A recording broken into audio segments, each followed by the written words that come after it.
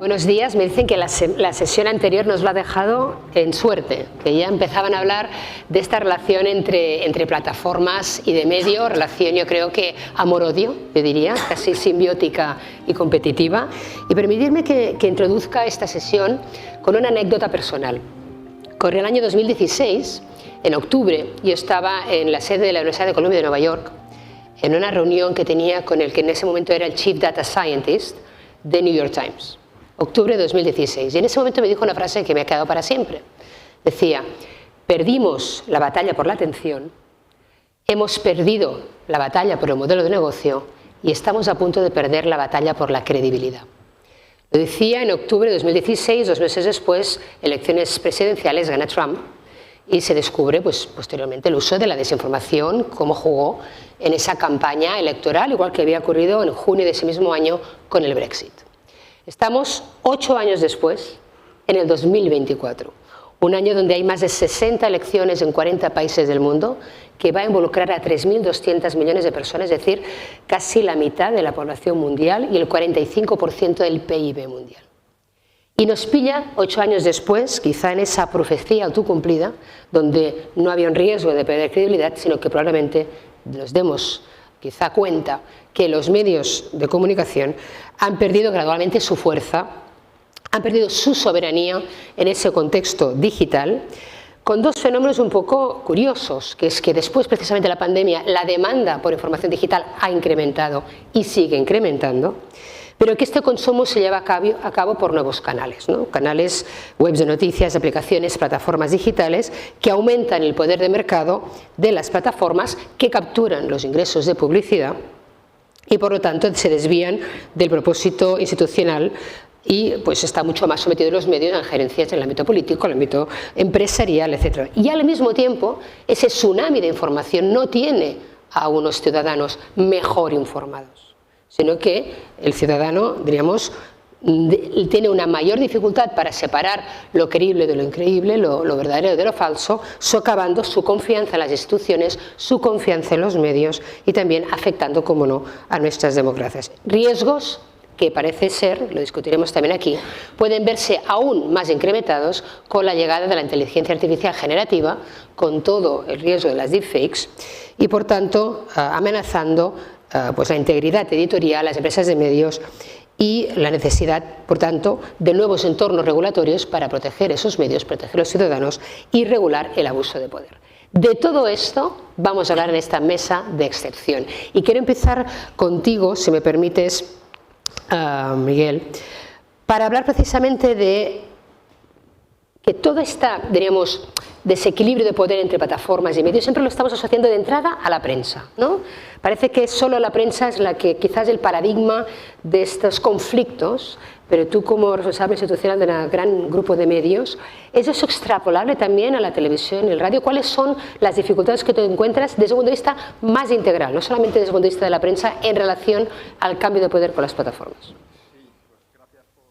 ¿Se oye bien? Sí, ahora, gracias por la pregunta, Karma. Y desde mi punto de vista son completamente extrapolables. Creo que tanto televisión, radio como prensa tienen claramente en común que generan contenidos informativos, que es uno de los objetivos, ¿no?, de los 3 servicios, ¿no?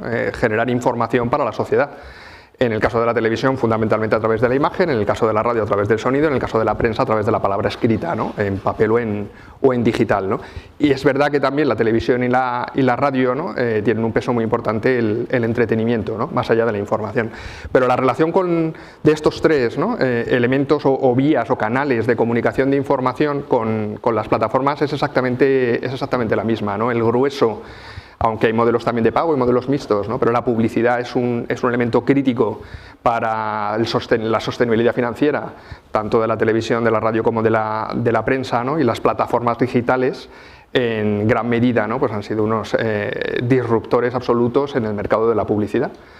Y desde el punto de vista del contenido que se generan, también las plataformas digitales, ¿no?, han sido unos disruptores del contenido que ofrecen a la sociedad, ¿no? Hemos pasado de un modelo en el que los televisión, radio, prensa ofrecen un contenido profesional y veraz a un modelo donde las plataformas han facilitado, ¿no?, que la sociedad reciba todo tipo de contenido sin filtro ninguno, ¿no? Y las relaciones además han sido de mercados y jugadores pues muy fragmentados, ¿no?, en general con mayor o menor peso dentro de los diferentes países, a las plataformas digitales que están muy concentradas con un peso mundial, ¿no? Entonces al final se produce un absoluto desequilibrio, ¿no?, y una desigualdad que se está traduciendo, ¿no?, en muchas situaciones de competencia desleal y de abusos de posición de dominio que se van viendo, ¿no? Pues desde expedientes por abuso de posición de dominio, por cómo las plataformas gestionan en el mercado publicitario precisamente su intervención, falta de datos fiables en esa intervención, el hecho de que controlen todo el pack tecnológico, ¿no?, y arrimen un poco el ascua a su sardina, ¿no?, de manera desequilibrada, aspectos de cómo tratar los datos de los usuarios en la segmentación para generar publicidad más segmentada, ¿no?, y por tanto más valor, o todo que yo creo que ha sido un error de base, ¿no?, y es todo el debate que aún así todavía tenemos, ¿no?, de la falta de responsabilidad editorial de las plataformas en los servicios que prestan, ¿no?, frente a la responsabilidad tradicional de los medios de comunicación, ¿no?, de prensa, radio y televisión, ¿no? Entonces eso al final ha dado un desequilibrio absoluto y ocurre igual, ¿no?, ¿Y cómo podemos luchar con este desequilibrio, ¿no? Una manera es la regulación, y Carlos, tú desde la CNMV sois el organismo, de la CNMC, perdona, sois el organismo regulador de una serie de leyes que se van sumando, ¿no? El sector audiovisual, la DMA, la DSA. Cuéntanos un poco cuál es el rol en este momento del regulador y cuánto efectiva piensas que son las leyes que hemos aprobado tanto a nivel nacional como a nivel europeo. Es larga y compleja, pero vamos a intentar resumir en 3 minutos. O sea, en principio el problema estaba identificado, ¿no? Y entonces aparece el paquete legislativo. Lo importante es analizar el paquete legislativo en el conjunto, porque diferentes piezas, ¿no?, la DMA, la DSA, la ENFA, la Acta de Inteligencia Artificial, todos va a intentar atajar una parte del problema, cuando el problema sabemos todos que es muy amplio y tiene muchas aristas, ¿no? O sea, por intentar concretar, o sea, de entrada, en términos económicos de la relación entre plataformas y medio, la aparición de la DMA, que promulga que el análisis tiene que ser de riesgos también en un principio anterior a que se produzcan los conflictos, como decía Miguel, o sea, la cantidad de conflictos que hay por abuso de posición dominante que tenemos sobre la mesa han sido y son diversos. O sea, ya la idea de la introducción con la intención de que esto no se produzca, desde mi punto de vista es un avance, ¿no? Y en este caso cae del lado de las autoridades de competencia. Por otro lado, tenemos también, en términos económicos, que de repente hay que igualar a los actores, ¿no? De nuevo, en este caso, la ENFA, por ejemplo, introduce el enlace a los bloggers y a los freelance como elementos en absoluta igualdad de términos a la hora de ser considerados como medios de comunicación. O sea, ¿qué es lo importante? Lo importante es que los elementos nuevos de la regulación están permitiendo al final llegar a permitir que se establezca el equilibrio necesario dentro del mercado común, en el cual cada medio va a saber si se produce la negociación justa, cuáles van a ser sus expectativas de ingresos y va a poder tomar decisiones económicas relevantes para la subsistencia de ese medio de comunicación, ¿no? Cosa que ahora se está haciendo un poco a trancas y barrancas, no está bien definida y no permite ver claramente un horizonte. Entonces ya la introducción de estos elementos para generar ese horizonte, desde mi punto de vista, ya es positiva, ¿no? Luego hay un elemento conceptual, que es que toda esta legislación coloca a la prensa en el centro del debate de la necesidad de preservar determinados valores democráticos, ¿no?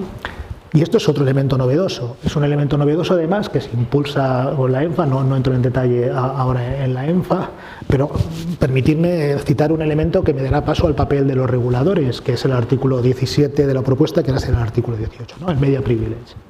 No, claro, si nos vamos a analizar el Media Privilege, resulta que tiene una referencia a los códigos de autorregulación en la autodefinición de los medios, que esto va a ser papel de una supervisión no la antigua usanza, pero sí a una supervisión compartida de los reguladores audiovisuales.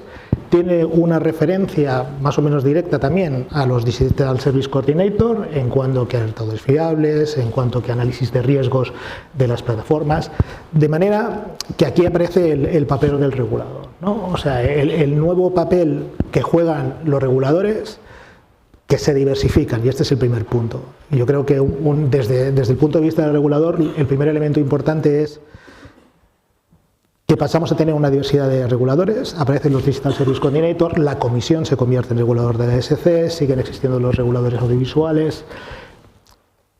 Ahí es imprescindible una primera etapa de coordinación de todos estos elementos por parte de los que son reguladores, tanto a nivel nacional como a nivel europeo, porque igualmente se crea el European Board of Media Services, con lo que tiene algunas atribuciones muy importantes en esta relación entre los medios y las plataformas. En un momento dado, cuando alguien que se ha autoidentificado como medio, sus contenidos son sistemáticamente baneados por una plataforma, puede en última instancia recurrir a un informe del Board of Media Services, que la Comisión deberá tener en consideración.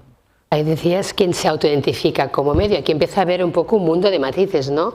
Y en vuestro caso, además yo creo que felicitarte, Eduardo, porque tú has sido el negociador líder de European Media Freedom Act en la presidencia española, que se aprobó el 15 de diciembre. Ahora viene la parte de implantación y creo que es una ley pionera que, como decía, crea un regulador europeo, ya no nacional, alrededor de lo que es la regulación de los medios. Cuéntanos un poco ya más en detalle qué intenta resolver esta ley y qué vamos a tener que hacer y cómo se tienen que adaptar los medios a esta regulación. La European Media Freedom Act parte de dos premisas, bueno, parte de más premisas. Por un lado, y conectando con lo que decía la mesa anterior, es que los medios se consideran útiles para la sociedad, útiles para fomentar el pluralismo informativo, y ese pluralismo informativo fomenta también los valores democráticos. Esto que es un término que podemos defender hoy en España y podemos defender en ciertos países, en el contexto europeo no sucedía. De tal forma que las premisas para la European Media Freedom Act no solo se basan en los informes de evaluación del mercado de los medios de comunicación, sino también en los informes de Estado de Derecho. Entonces, someramente, se introducen dos tipos de equilibrios. Por un lado, como bien decía Carlos, el equilibrio que establece el artículo 18, que establece establece que una serie de medios tienen en esa relación con las plataformas, son medios especialmente fiables y, por tanto, tienen que tener una relación distinta con las plataformas que el resto de usuarios y de proveedores de contenidos. ¿Por qué? Porque estos medios tienen una serie de mecanismos y una serie de instrumentos internos que favorecen que sus contenidos tienen que ser privilegiados frente a eso. Entonces, eso es lo que hace la European Media Freedom Act en ese artículo 18. Se establece a través de un sistema de autodeclaración, los medios se autodeclaran, tienen que cumplir una serie de requisitos que ellos mismos consideran que tienen que cumplirse, y tenemos un supervisor, el que decía Carlos, que es el que en última instancia puede informar si esos medios se han declarado así o no en el sistema de gobernanza. Pero por otro lado, introduce otra serie de reequilibrios entre las plataformas y los medios de comunicación, que es en los principios de transparencia en la medición de audiencias. Porque es otro de los elementos de inequilibrio, o que alegadamente hay un inequilibrio porque todo se va demostrando caso a caso, que es en el mercado de la publicidad.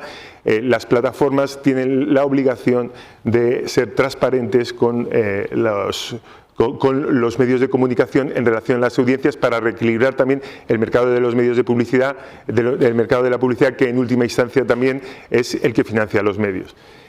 Y como también principal novedad, y ya lo dejo ahí también, ya en el otro aspecto, en el de consideración de los medios como esenciales para el fomento del pluralismo informativo, el pluralismo político, está la independencia de los medios.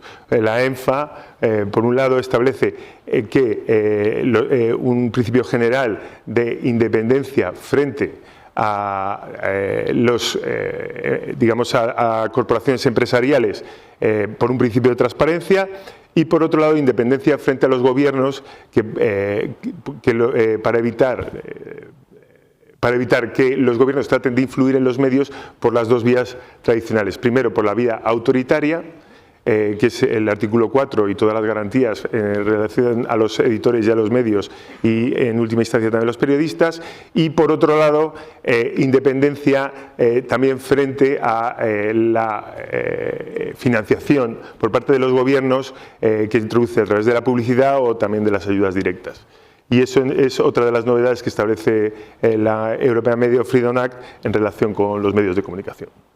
Dice que las regulaciones están muy bien, pero que siempre terminan favoreciendo a las grandes empresas, a los grandes medios, en detrimento de las pequeñas. César, tú que aquí representas quizá las patronal de las grandes tecnológicas, ¿cómo estás viendo desde esa perspectiva la regulación y el necesario equilibrio del level playing field entre las grandes plataformas digitales y los medios de comunicación? Sí, muchas gracias, Karma. Bueno, lo primero, un pequeño matiz, es que A-Digital representa el ecosistema digital y es verdad que dentro del ecosistema digital pues están estas grandes plataformas, ¿no? Pero es verdad que la regulación que se ha trabajado y de la que además ha sido parte en la última legislatura europea, pues precisamente ha ido un poco a buscar establecer un mayor equilibrio, ¿no?, entre las plataformas y el resto de negocios que están operando, por supuesto el de los medios de comunicación, ¿no? Primero, permitirme estar totalmente de acuerdo en el statement, ¿no?, que se ha hecho, que los medios de comunicación son fundamentales para la democracia, y yo creo que de esto todos estamos de acuerdo y cualquier gran plataforma está de acuerdo en esta premisa, y por eso creo que es muy importante que las partes precisamente dialoguen, ¿no? Y es verdad que ahora viene todo un corpus, ¿no?, de regulación, de lo cual ya hemos empezado a hablar un poco, pero seguramente profundizaremos, en donde pues va a ser muy importante también en esa parte de implementación, ¿no? Porque ya me estábamos viendo, y en el pequeño diálogo que hemos tenido antes, que incluso con la regulación que se tiene que implementar ahora, pues ya empezamos a ver que esto va tan rápido, la tecnología va tan rápido, los casos de uso que están surgiendo van tan rápido, no solo por la inteligencia artificial, pero también que va a ser muy importante ese papel de coordinación entre los gobiernos, los medios de comunicación y pues obviamente todas las plataformas, ¿no? Permíteme un pequeño matiz para empezar, no polimizar un poco, pero no estar de acuerdo del todo con Miguel, en el sentido de que tampoco creo que las plataformas hayan permitido cualquier tipo de contenido sin filtros, ¿no? Yo creo que las plataformas tienen, especialmente en los últimos años, un trabajo muy intenso, ¿no?, en el desarrollo también de sus políticas de gestión de contenidos, y además han realizado unas inversiones que creo que son importantes también en ese sentido, ¿no? Dicho esto, no cabe duda que han surgido muchísimos retos a pesar de todos estos filtros, y que todavía no tenemos claro si vamos a ser capaces con la regulación vigente de asumirlos todos, ¿no? Por eso yo creo que hay un componente muy importante que se ha hablado aquí, que es el tema de la sociedad, ¿no? Yo creo que tenemos que promover también una sociedad crítica, que quizás pecamos a veces en Europa de ser extremadamente proteccionistas con el ciudadano, que es importante, pero también hay que darle esa parte de capacitación, ¿no?, de tener esa capacidad crítica, porque va a ser imposible simplemente desde el lado del mercado, si no educamos a la sociedad, el poder asumir los retos que tenemos por delante, ¿no? Y bueno, pues como punto inicial, simplemente decir que desde luego entendemos que el modelo de negocio de los medios, como ha pasado en casi todos los sectores, ¿no?, con la tecnología, con la rapidez, con la disrupción que la tecnología y en este caso las plataformas pues pueden traer a los diferentes sectores, es un reto, y es un reto que yo creo que tenemos que superar juntos, porque es fundamental que los medios de comunicación sean fuertes y nos ayuden a mantener pues esa veracidad que vamos a necesitar, como tú bien has dicho, especialmente en un momento en donde además se va a decidir seguramente el futuro global de qué tipo de sociedad queremos tener, ¿no? Con lo cual, con todas las elecciones que has mencionado, a mí me preocupan especialmente las europeas, que son las que más nos tocan, más allá de las americanas, pero creo que tenemos ahora mismo unas elecciones europeas en junio, en donde va a ser fundamental el poder tener una libertad de prensa para, bueno, pues que los ciudadanos elijan libremente y sobre todo que voten. Y en esto las plataformas también creo que van a tener un papel fundamental en promover también que los ciudadanos europeos se tomen estas elecciones de una forma quizás más seria de la que se lo han tomado en anteriores, porque creo que son más importantes. Decís que queríais polemizar, no me importa que no lo hagas, sino que me voy a animaros a que polemicéis. Yo creo que una de las principales polémicas normalmente entre el desequilibrio de poder de plataformas y medios es lo que se llama la compensación equitativa, ¿no? La falta de compensación equitativa, tanto en lo que son los ingresos de publicidad, sobre todo el negocio derivado a la hiperpersonalización y el acceso a datos. Claro, resulta que en España teníamos el primer país del mundo y el único que no teníamos Google News, que News no podía publicar noticias, luego tuvimos la tasa Google en 2014, luego la directiva de 2021 pues la suprimió con la transposición de la directiva de derechos de autor. Y bueno, ahora tenemos situaciones como la de Francia, la demanda de 500 millones para el reparto de publicidad, la demanda de AMI aquí para el tema de los datos también de 500 millones. ¿Estamos mejor o estamos peor? ¿Qué piensas tú? Yo creo que estamos mejor porque nos hemos caído del guindo. Hemos pasado de una etapa donde todas las innovaciones que aportaron las plataformas tecnológicas, que son muchísimas, ¿no?, para la sociedad, fueron recibidas con la alfombra roja, ¿no? Y ahora las sociedades hemos descubierto todos los problemas, ¿no?, que están llevando estas innovaciones. Y uno de los principales problemas, ¿no?, es que además estas innovaciones están generadas por muy pocas plataformas de un enorme poder y un enorme tamaño, ¿no?, que quizás uno de los aciertos que tienen los reglamentos nuevos, la DSA, la DMA, es que generan, ¿no?, ya un cuerpo normativo que es un reglamento que es común para toda la Unión Europea y que además segmenta, no intenta arreglar todos los problemas de Internet, sino que dice, vamos a poner foco en lo más grande, ¿no? Y en esos, de los múltiples, ¿no?, problemas que se han producido, una derivada, como tú comentas, es los desequilibrios en las negociaciones, los abusos de posición de dominio sancionados, ¿no?, en diversos países por esa relación entre las plataformas y los medios, ¿no? Y ahí yo, la verdad que aplaudo a las autoridades de competencia francesas, porque sí que han demostrado que se puede hacer mucho y se puede hacer rápido, ¿no? Y en Francia la autoridad ha sido rápida, ha sido eficaz, ha dado fuerte, con multas cuantiosas, con medidas cautelares, adoptadas en muy poco tiempo, porque el tiempo es oro. Y mientras la normativa más global y arreglamos el mundo, pues los medios se van destruyendo, ¿no? Entonces, en ese sentido, el tiempo, yo creo que Francia lo está midiendo bien, y una vez que ha dado fuerte ha demostrado que las plataformas reaccionan. Y las propias plataformas incluso asumen compromisos específicos, no recurren las decisiones y empiezan a adoptar soluciones. Pues yo creo que ese es el enfoque, ¿no? Dar fuerte y dar rápido. Tenemos también la que es la resolución que fue la de Irlanda contra Meta, que fue la que dio pie a la de AMI. Luego tenemos también el cambio de regulación en Australia, en Canadá. ¿Son efectivas estas regulaciones? ¿Pensáis que estamos mejor que lo que estábamos antes? Hombre, yo creo que me voy a quedar con lo positivo que dice Miguel, que al final lo positivo es que existe unas reglas de juego que permiten hacer una negociación justa o una negociación transparente en función de cómo evoluciona el mercado, porque al final la negociación será siempre en el contexto de cuánto uso se hace de esos contenidos y tiene que tener en cuenta también cuál es el usuario final, qué es lo que decide usar y no. Entonces, al final, si esos contenidos son usuarios, las plataformas deberán compensar. Y si no son utilizados, obviamente esos derechos de compensación también deberán ser renegociados. O sea que es una espada de Damocles, pero que lo fundamental y lo positivo es que hay unas reglas del juego que permiten, primero, establecer esa negociación y, segundo, acudir a medios de resolución de conflictos, tanto judiciales como autorregulatorios, para poder restablecer ese equilibrio.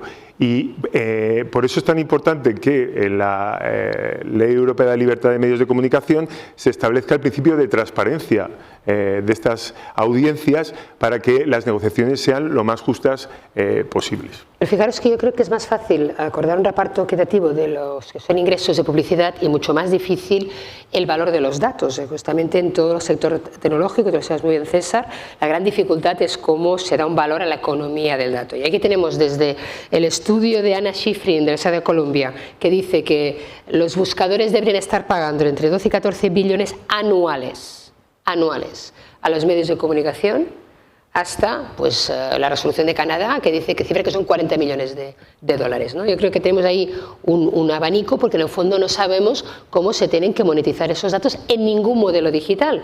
Y ahí lo que ocurre, lo que sí que hay una constatación, es que las plataformas digitales y los creadores de contenidos son una sinergia. Es decir, las plataformas necesitan contenidos de calidad. Y esos contenidos de calidad se ven potenciados gracias a plataformas. Lo que ocurre es que en este reparto de la co-creación no hay un reparto equitativo de esos ingresos indirectos de los datos. No sé, César, tú, esta reflexión en el ámbito del sector digital, ¿cómo se está avanzando? Bueno, yo creo que tú lo has dicho, Carmen, al final estamos en una economía del dato y los datos, más allá de los datos, obviamente los contenidos que generan los creadores de contenidos de cualquier tipo, pues también está cómo los potencian también, ¿no? Con todas las herramientas tecnológicas y los avances que comentábamos antes, ¿no? Y ahí es verdad que hay que encontrar el equilibrio, pero bueno, por suerte yo creo que ahora tenemos una nueva ley, ¿no? de derechos de autor, donde en principio se puede decidir también libremente, ¿no? el cómo se pueden encontrar un medio, ¿no? Si permite o no permite que se encuentren sus contenidos en Internet, generar ingresos con ellos y luego también, bueno, pues llegar a esos acuerdos con la plataforma, ¿no? Y dentro de ese desequilibrio en esas negociaciones que se comenta, y obviamente nosotros somos una asociación y tampoco podemos entrar en temas de competencia, pero están las autoridades de competencia también para estar vigilantes ante esto, ¿no? Y luego comentabas un tema que es, efectivamente, tenemos a las grandes plataformas, que es verdad que tienen ese Usain Bolt, que me perdí un poco la primera parte de la sesión anterior, pero entiendo que iba por ahí la conversación, que van a estar, digamos, con toda esta nueva regulación, la DMA, la DSA, muy supervisados, pero no olvidemos también que queremos también conseguir otros campeones, si es posible más campeones europeos, y que va a haber muchas otras plataformas que van a estar bajo el radar quizás de estas regulaciones, y que también hay que trabajar esos códigos de buenas prácticas, esa autorregulación, esa corregulación, para que no se nos escape que podemos también tener una serie de jugadores, ¿no? En el mercado que no tengan esa necesidad de supervisión, ¿no? Con lo cual también aquí yo creo que de nuevo tenemos que jugar mucho a esa colaboración, a ese buscar el cómo desarrollar un modelo de negocio equitativo, pero sobre todo poniendo en el centro que la información, los contenidos tienen que ser veraces, tenemos que buscar esas verificaciones y tenemos que trabajar porque el modelo económico se sostenga, como decís, en la transparencia y en la responsabilidad. Si no, va a ser muy difícil. Ese, Carlos, que no nos puedes hablar nada de las demandas en curso, pero tú en este escenario prevés más demandas o prevés menos porque ya están más claras las normas de juego. Bueno, aquí, como decía un poco Miguel, ¿no? O sea, aquí el gran cambio conceptual es que ya hay una gran parte del camino que se ha recorrido con mucho dolor por parte de los proveedores de medios, ¿no? O sea, que han tenido que recurrir a acciones de competencia para intentar lo que justamente consideran que son sus derechos, ¿no? Entonces, el primer punto que yo creo en una definición de alto nivel de si estamos mejor o peor es que estamos un paso por delante de que estamos mejor.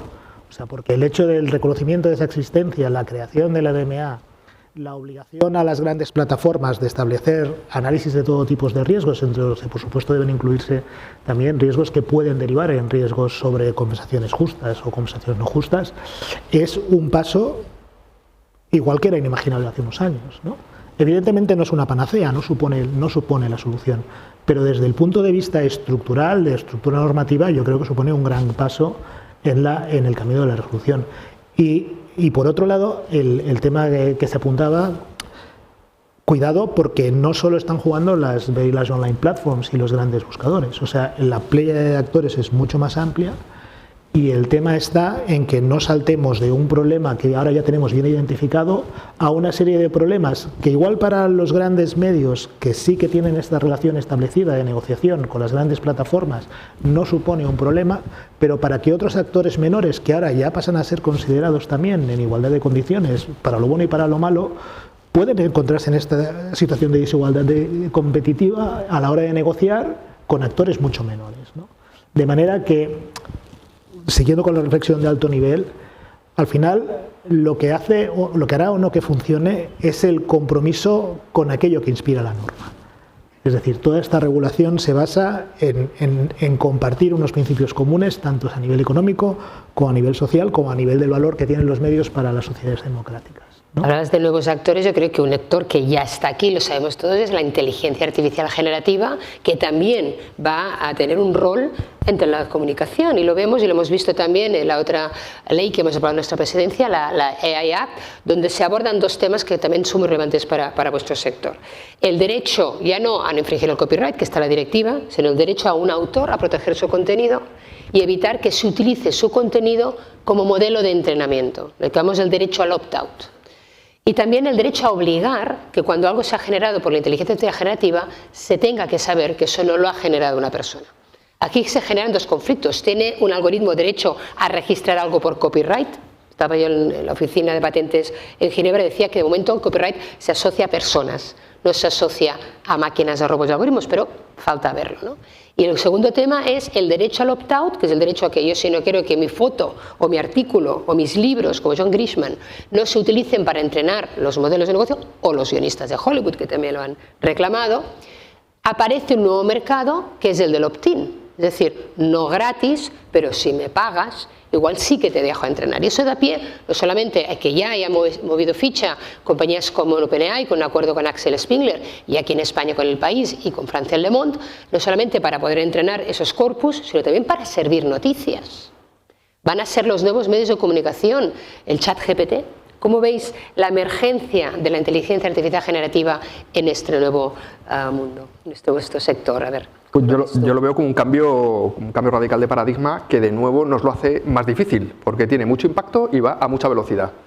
Pero el problema sigue siendo el mismo, y en eso vuelvo a poner en valor la reacción rápida de la Autoridad de Competencia francesa, que le ha puesto, creo que ha sido 270 millones de multa a Google, precisamente porque Google no ha sido transparente ni ha actuado de buena fe en relación a los editores de prensa franceses a la hora de decirles que estaba utilizando los contenidos para entrenar su inteligencia artificial. Y en ese sentido la Autoridad de Competencia no ha querido enredarse en debates de propiedad intelectual, no ha venido a decir, bueno, la directiva permite una minería de datos comercial si no haces un opt-out. Lo que ha dicho es, mire, usted ha actuado y aquí no ha dicho a nadie nada. Pero fíjate, perdón, Beatriz, pero como esto yo lo trabajé, esto lo sé un poco. Entonces, yo de vuestro no sé mucho, no lo sé. Es que hay una diferencia entre el copyright y el derecho al opt-out.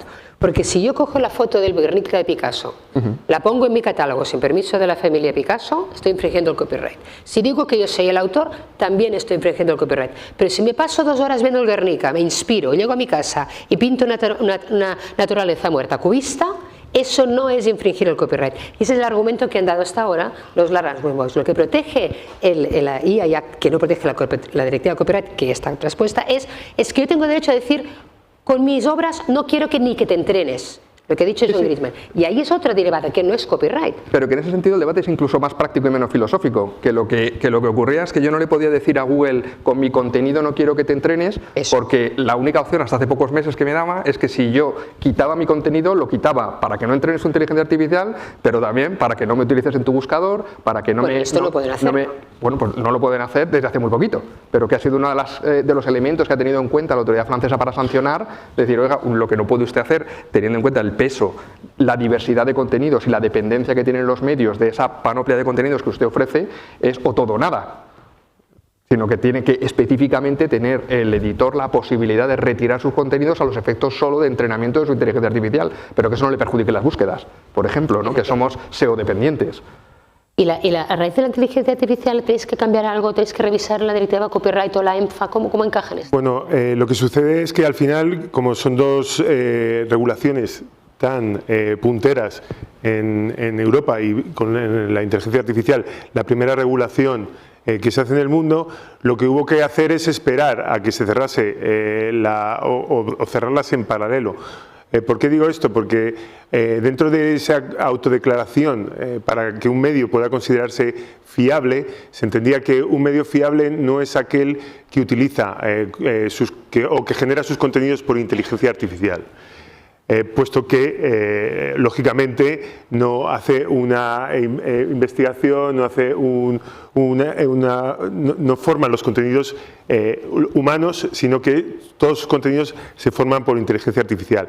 Lo que sucede es que hay determinados medios que sí son fiables y que por necesidades, pensemos en Bloomberg, que analiza los mercados, utiliza la inteligencia artificial para poder desarrollar mejor sus contenidos. Entonces, para poder cerrar las dos regulaciones, hubo que esperar a que se cerrase la inteligencia artificial, de tal forma que se estableció que para que un medio pueda ser considerado fiable o autodeclarado fiable, tenía que declarar que sus contenidos, aunque eran generados si eran generados por inteligencia artificial exclusivamente, habría un control editorial sobre los mismos a la hora de publicarlos. Y esa es la relación que se establece en las dos normativas.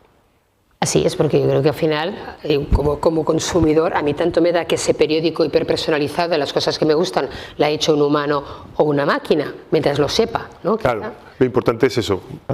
¿Y cómo veis entonces en todo este contexto la lucha contra la desinformación? O sea, ¿qué estás haciendo cada uno desde el ámbito regulatorio, desde el ámbito de los medios, las plataformas? Porque al final lo que estamos hablando aquí, en el fondo, es una crisis de confianza. Yo creo que aquí una parte de la ley permite esa transparencia, la transparencia puede asociar a la confianza, pero ¿son suficientes los esfuerzos que estáis haciendo para generar esta confianza cada uno desde su ámbito? ¿Cómo estáis viendo esta problemática? Y lo que comentas tú, César, ante las elecciones, ante esta desinformación cada vez de las deepfakes, es que te decían que el riesgo existencial de la inteligencia artificial, el riesgo existencial para la raza humana, no es que venga un robot Armagedón y nos mate a todos, es que nos vamos todos locos, porque ya no nos podemos creer lo que vemos, lo que leemos, lo que escuchamos. Y eso es realmente el riesgo humano, que nos volvamos todos locos porque ya no tenemos ninguna confianza en lo que podemos ver, escuchar o leer, ¿no? ¿Cómo estamos actuando ante eso? Bueno, aquí de nuevo la regulación lo que establece es el ataque a diferentes elementos que participan de esta desinformación. En términos de inteligencia artificial y de elementos generativos, la transparencia y la identificación de estos elementos, ¿no? Pero igual que se está pidiendo la identificación de las fuentes, o se pide que la identificación de las fuentes es una fuente que mejora el hecho de que una noticia sea informativa, ¿no? Pero por el otro lado, luego está el tema de la amplificación, y aquí es donde la DSA, de nuevo, o sea, cambia el paradigma, es decir, yo no puedo luchar contra la amplificación ex post. O sea, la noticia se ha amplificado, ya está, o sea, era falsa, era un deepfake, pero se ha difundido. Y si además de ser un deepfake, detrás tenía una intencionalidad y no era uno, eran varios, me estoy enfrentando a una campaña de desinformación.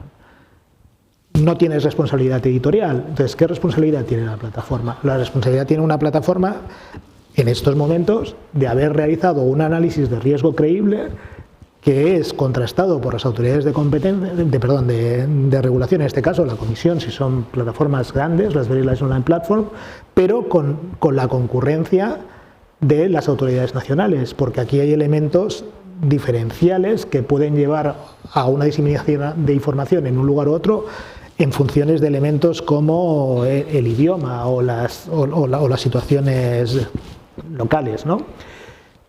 La creación del Code of Practice of Disinformation y el primer report que ha salido de ellos, o sea, ERGA, que es actualmente la Unión de Reguladores Europeos, claro, se valora positivamente, pero al final lo que no se puede acabar con recomendaciones de tipo genérico sobre cómo las plataformas actúan para mitigar estos riesgos.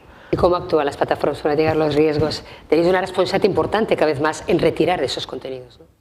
Sí, bueno, nosotros además somos parte del Foro Nacional de Seguridad para la Desinformación y desde luego que es un tema que preocupa sobre todo en ámbitos de protección del menor, en ámbitos de políticos y riesgos sistémicos, ¿no?, que estábamos hablando. Desde luego se está trabajando diferentes proyectos concretos, ¿no? Por ejemplo, para el tema de la desinformación política tendría mucho sentido que se pudieran habilitar canales oficiales y formales para que los ciudadanos supieran y tuvieran totalmente identificados tanto los medios como cualquier canal, por ejemplo, de grupos políticos, que sean realmente los canales oficiales a través de donde están difundiendo la información, ¿no? Son cosas que no son tecnológicamente tan avanzadas, ¿no?, que es casi más lo que hablábamos antes, un tema de coordinación entre gobierno, medios de comunicación y plataformas para realmente crear un espacio seguro, ¿no?, para el ciudadano. Y yo creo que hay que empezar por ahí, porque como decía Carlos, al final tenemos varias soluciones regulatorias, pero que no van a ser fácil de implementar ni una vez hay como decía, un deepfake o una desinformación que se hace viral, pues por mucho que se retire en un momento vía DSA, pues va a tardar un tiempo, ¿no? Entonces yo creo que hay que crear esos espacios seguros en temas importantes. Viene también el reglamento de eIDAS, de identificación, yo creo que eso va a ayudar muchísimo también, el ser capaz de que los ciudadanos sepan que van a poder ver a gente que está identificada de forma además reglada, con lo cual pues también tenemos que enseñar y formar a los ciudadanos a que todo el mundo es libre de consumir los contenidos dentro, obviamente, de la legalidad de los mismos, pero sobre todo el saber cuáles son contenidos verificados y por ser personas verificadas, ¿no? Y simplemente un pequeño matiz, Karma, respecto al tema de inteligencia artificial. Es verdad que trae muchos riesgos, ¿no?, pero yo creo que es obvio las ventajas también que está poniendo encima de la mesa. Yo creo que el riesgo, por ejemplo, hablando aquí, ¿no?, para los medios de comunicación, comunicación para el periodismo, bueno, quizás es más que no va a sustituir a un periodista, ¿no? Lo que va a sustituir quizás es al periodista que no utiliza la inteligencia artificial también para mejorar su productividad, para tener más capacidad. Entonces esto es un tema como hemos tenido toda la vida con el SEO, digo toda la vida que no es tan, ya parece muy antiguo, ¿no? Al final la mayoría de los contenidos la gente positivamente, como decías tú, los quiere indexar, ¿no? Ese índice, ese opt-in, y en el 90 y muchos % de los casos esos contenidos todo el mundo quiere que estén indexados para entrenar, porque eso te va a permitir que tus contenidos también se amplifiquen, ¿no? Y en la mayoría de los casos es así. Son casos muy particulares en donde efectivamente está la directiva de copyright y donde efectivamente hay negociaciones que se pueden hacer con sectores concretos, pero también tengamos cuidado que esa capacidad que puedan tener, por ejemplo, ciertos medios de comunicación para tener esa negociación con plataformas de inteligencia artificial puedan llegar también a otros medios más pequeños y a otros generadores de contenidos que también quieran estar verificados o puedan estar verificados y que también puedan entrar en ese tipo de negociaciones, ¿no? Porque yo creo que hoy el scope es muy amplio y si no nos quedaremos que unos pocos medios solo serán los que al final tengan la capacidad de tener esos contenidos verificados, ¿no? Miguel, para terminar te iba a decir, ¿qué estáis haciendo los medios como el vuestro para generar confianza? Pues lo que hacemos en A3 Media es tener 700 periodistas profesionales en plantilla generando contenidos verificados. Y eso es lo que ofrecemos a la sociedad. Ofrecemos contenidos informativos verificados y creíbles. Y ese es el valor que aporta. Ahora, eso pues implica el esfuerzo que implica, ¿no? Y en ese sentido y en relación con las plataformas, claro, lo que luchamos dentro de este entorno, ¿no? donde estamos en la batalla por ofrecer contenidos verificados, la inteligencia artificial, curiosamente, la utilizamos para detectar contenidos generados por inteligencia artificial. O sea, al final utilizas la misma herramienta, ¿no? Porque ha dificultado, por un lado, facilita e incrementa la productividad de los periodistas en la generación de contenidos, pero a su vez también ha dificultado muchísimo la verificación, porque la capacidad que tienen a través de las inteligencias artificiales de generar fake news, ¿no? es muy superior, ¿no?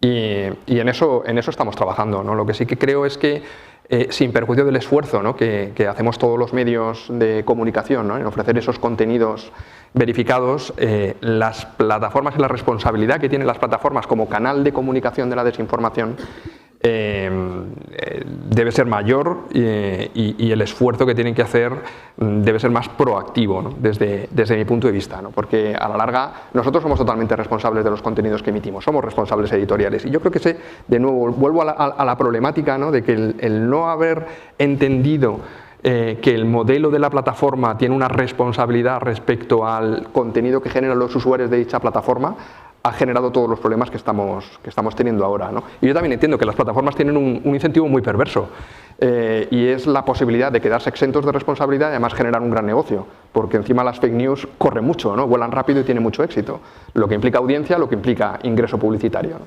Con lo que esa posición, ¿no? que deben tener de proactividad me parece fundamental. Para terminar os voy a pedir, estamos en un mundo digital, en un tuit.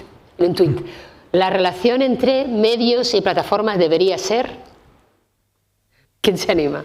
Bueno, pues yo creo que está con el entorno cambiante y con esta tecnología disruptiva, como decía Miguel, medios y plataformas están obligados a cooperar, colaborar y co-crear en el futuro. Yo, si me permites, dos calificativos: debería ser transparente y debería ser honesta, ¿no? Y solo un apunte que has leído antes y que me parece importante, o sea, el papel del regulador a la hora de garantizar o ayudar a que haya estos medios fiables tiene otro papel que está bastante oculto, pero que no quiero dejar siempre que participo en un foro como este de decir, que es el fomentar el pensamiento crítico, ¿no?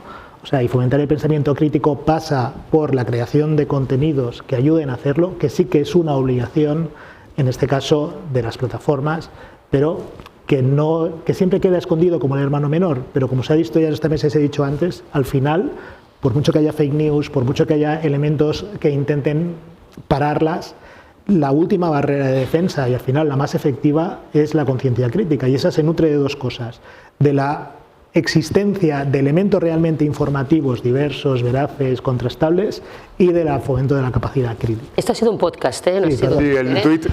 César, la relación entre las plataformas debería ser. Pues colaborativa. Yo no tengo mucho más que añadir. Al final no se trata solo de buscar un marco equilibrado, sino realmente de impulsar un ecosistema al final de generación de contenidos veraces, confiables y transparentes juntos. Pues yo en ese sentido soy un poco más agresivo, ¿no? Yo creo que debería dejar de ser desleal y abusiva. Bueno, con eso nos quedamos. Muchísimas gracias.